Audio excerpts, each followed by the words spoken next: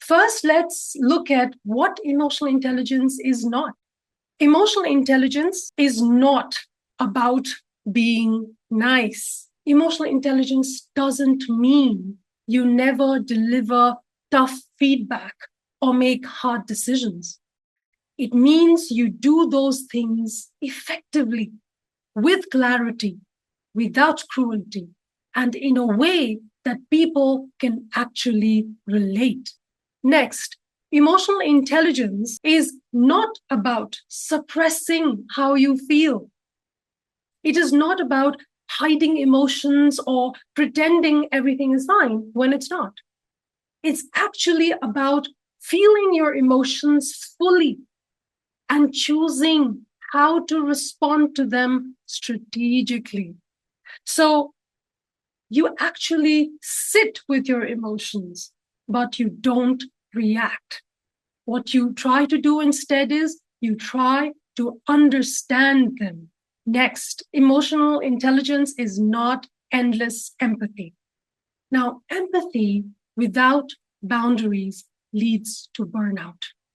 So, emotional intelligence actually means understanding what others are feeling without taking on their emotions as your own.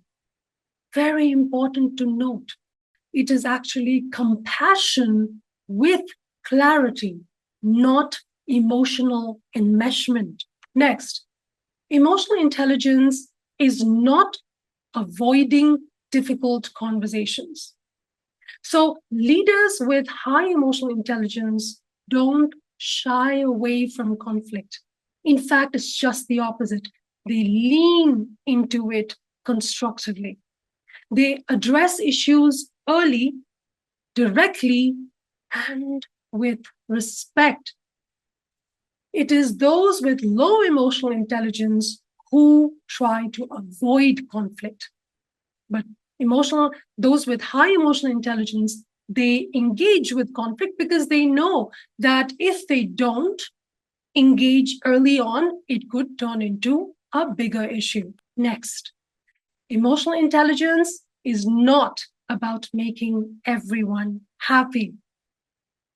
You, as a leader, are not here to be liked. You are here to lead. Emotional intelligence means making decisions that serve the team as well as the mission, even when those decisions are unpopular. Emotional intelligence is not a personality trait you either have or you don't have. So it is not something you're born with. It is a learnable skill set, just like public speaking or financial literacy.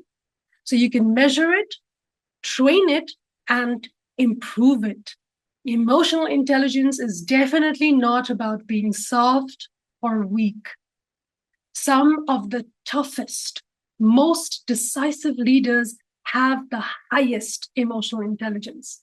They're not soft, but what they are is they are strategic. They know when to push and when to pause, when to challenge and when to support. Emotional intelligence is not just for people-focused roles. Even engineers need emotional intelligence. Finance professionals need it. Data analysts need it. Basically, any role that involves working with other humans, which is practically every role. So everyone requires emotional intelligence.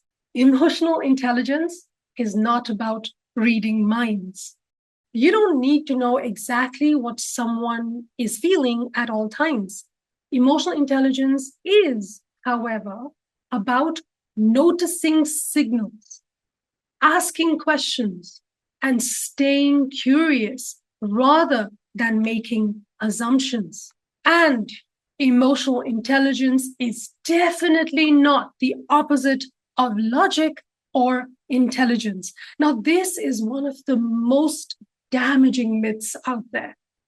Emotional intelligence and cognitive intelligence actually work together. And think about it.